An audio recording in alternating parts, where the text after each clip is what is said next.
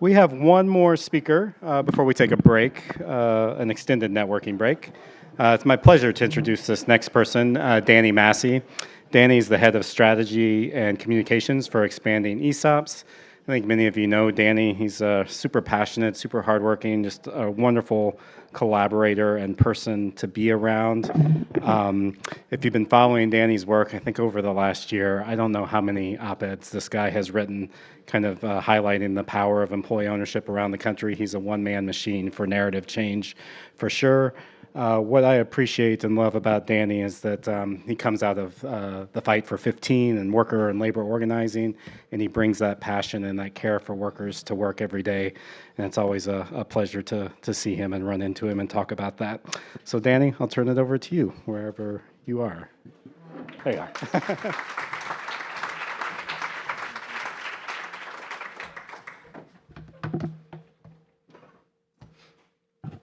Hey, good afternoon, everybody. I was also a crime reporter, Ethan. In New York City, if there's one more, we have a trend. I don't know, but we're pretty close. Hey, all right. Who knew? The crime reporting to employee ownership pipeline. But I wanted to thank you, Matt, for that intro, and thank Maureen and Joseph, who I can't imagine is not watching online, for inviting me. I'm still a relative newcomer to the employee ownership community. As Matt mentioned, I spent more than a dozen years on the fight for 15. We'll start there for a second. When 200 New York City fast food cooks and cashiers walked off their jobs in 2012 demanding $15 an hour in a union, nobody gave them a shot. I remember spending the entire day on the phone with reporters. What are you talking about? Fast food workers, $15? No way. Good luck. See you later. But they stuck together. They inspired tens of thousands of more across the country to join them. And they won $200 billion in raises and completely rewired the politics of wages in the country. And that's how I got here. I started at Expanding ESOPs a year and a half ago. I was lured by the possibility of making similar change for working people by growing broad-based employee ownership. And in that year and a half, I heard anybody asked about the weather? The weather, yeah, I'm going to share another worker story. So anyway, I know Lauren said that we've had enough of them, but I think never enough worker stories. So it's been the most inspiring thing for me since I started. So I'll start with one of those, which gets at the power of employee ownership, particularly in this moment, when so many have given up on an idea that once was not so radical, a simple one. If you work hard, you can get ahead. And I'll start with the story of Ronnie Kleinjans, who grew up in Grand Rapids, Michigan. His grandparents, his parents, aunts, and uncles all had good jobs with union pensions. They worked for companies like General Motors. They looked at the future, they saw hope and security. But by the time Ronnie entered the workforce, his relatives had either been laid off or bought out. He found a job as a roofer before moving on to a manufacturer that rebuilt transmissions for trucks. I didn't have the same choices as those who came before me, he wrote in a recent op-ed in the Detroit News. Ronnie was part of a disturbing trend, a dramatic decline in the belief in the American dream, which last year hit a record low according to the Wall Street Journal. But Ronnie got a lifeline and a renewed belief in the American dream when the company he was working at was bought by Indiana-based Jasper Engines and Transmissions, one of the country's largest ESOPs. Overnight, Ronnie became an owner, transforming my job into something closer to one my grandparents might have had, he wrote. For the first time, he was able to imagine the kind of future he once thought would be out of reach. Our annual ESOP statements were modest to start, he wrote, but the balance kept going up each year. Soon, it became clear that ESOP was a giant of a benefit that was helping me build generational wealth for my family. Our mission at Expanding ESOPs is to produce millions more Ronnie Kleinjans. We're working to unlock the untapped potential of ESOPs to create trillions of dollars of wealth for frontline workers by, number one, addressing the federal policy and regulatory factors that limit widespread ESOP adoption, and number two, growing the movement of companies, advocates, and workers speaking out for broad-based employee ownership as a key strategy to build shared prosperity across the economy. Our coalition brings together nearly 100 organizations representing a broad cross-section of the employee ownership community, including ESOP companies, service providers, financial advisory firms, academic institutions, foundations, advocacy groups, and more.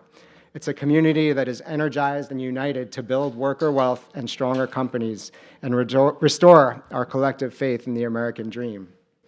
And as we gather here on Capitol Hill, I'm excited to announce our second hire, our new head of policy and government affairs, Michael Sinecor, who's sitting in the back right there.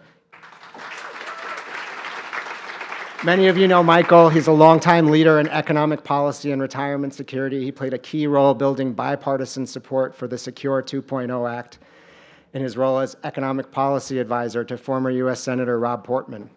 Here's what Senator Portman had to say about Michael today. He was instrumental in passing some of the most significant ESOP legislation in years. His combination of policy expertise, legislative skill, and passion for expanding ownership opportunities will serve the organization well. I think the power of and expertise of our incredible coalition, combined with Michael's experience getting things done in a bipartisan fashion in Washington, will make us an unstoppable force, building worker wealth and stronger companies and a brighter future for all. We've heard, and I'm sure we'll hear more over the next 2 days, about how ESOPs are an incredible wealth creation and job quality tool. We all know the years of academic research proving ESOPs lift workers' assets, provide for secure retirements, and improve company performance. Yet if ESOPs are such a win-win, why aren't there more of them? ESOP formation is stagnant, and too few companies have explored or adopted them despite existing tax incentives. Each year, about 250 new ESOPs are formed. That's only 1% of the roughly 25,000 companies bought and sold. 71% of new ESOPs have fewer than 100 employees, and the vast majority are in the industrial and service industries, leaving out huge chunks of the economy. While ESOP structures work well for closely held companies, there are notable challenges in achieving similar success with partial ESOPs at scale companies, as we heard in the last panel, more highly valued businesses and companies with a greater number of shareholders. We've spent a year hearing from leadership at large companies across the nation. We've done a bit of a listening tour. And from these conversations, it's clear the economics of ESOPs don't work for large companies structured as C corporations. The corporate tax incentive is not robust enough to outweigh the cost and risk associated with the formation of a partial ESOP. Expanding ESOPs is developing a policy to alleviate that risk and share the cost with companies. We must protect the existing 100% ESOP model, but since there are limited situations where it's feasible for workers to become 100% owners of a business, we need to do everything we can to unlock ESOPs at companies willing to explore sharing partial ownership broadly across their workforce. There's plenty of precedent for our focus on partial ESOPs.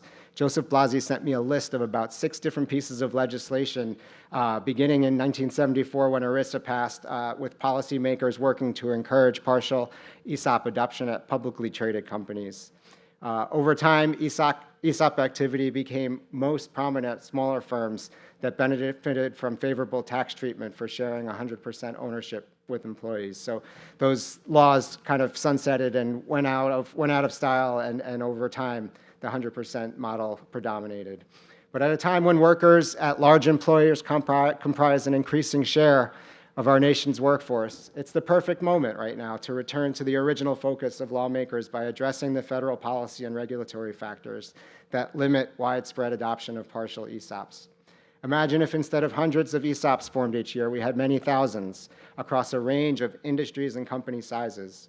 Over time, this could lead to literally tens of millions of working Americans having an ownership stake at work and building trillions of dollars in wealth.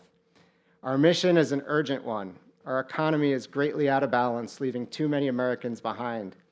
Economists like to point their fingers at wages, which haven't kept up with productivity in the last 40+ years. But the bigger gap, and it isn't even close, is wages versus ownership. Since 1984, the S&P 500 has exploded by nearly 8,600%. So even if wages had kept pace with productivity, we'd still have a massive problem on our hands. Because who owns stock determines who wins in the economy. Federal Reserve data shows that stock ownership is far and away the largest driver of inequality. The bottom 50% of households hold only about 1% of the country's equities. Without access to equity ownership, most of our fellow citizens are going to fall further behind, especially workers of color who are much less likely to own stock than white workers. It's no wonder that fewer than half of Americans born after 1965 expect a better life than their parents had. But we can turn this around. Our best shot at tackling this unsustainable inequality is expanding worker ownership. And I'll end with another story that proves it. Dylan Aiken's resume included 4 years at Burger King in Omaha, Nebraska, where he only got a raise when the minimum wage went up. He left after those 4 years making $7.50 an hour. He went to a pizzeria and a meatpacking plant, hourly jobs where he punched in and punched out, and my labor helped make someone else rich, he wrote recently in the Minnehaha Messenger in South Dakota. Like Ronnie Kleinjans, Dylan had begun to give up hope that he'd ever get ahead. Near the end of his rope, he moved in with his mom in Sioux Falls, South Dakota, and landed a temp job for a company that manufactures metal roofs and siding in nearby Hartford. The company, Central States, is employee-owned and a member of our growing coalition. Central States' mission, and it's really a spectacular one, is to create, quote, financial freedom for their employee owners across 13 states. That's actually like in their company founding documents, to create financial freedom. They taught Dylan to use a shear to cut metal, and something just clicked for him. The temp job turned into a permanent one. He quickly assumed a leadership role. They sent him to Texas to train workers at a plant that needed extra support. When I got my first ESOP statement, the number was modest, but the impact on me was monumental, he wrote. Yes, there were a few $1,000 in there, and that was nice money I got just for showing up and doing my job. To know that as long as I stuck around and worked hard, it was going to keep building was an awesome feeling. I'd been struggling for years, for so many years. I didn't finish college, I didn't have any direction, but now I realize this is a career. I can build on this. These guys believe in me. Join us as we strive to give every worker in the country the financial freedom and belief in the American dream that Dylan has experienced by becoming an owner. Thank you.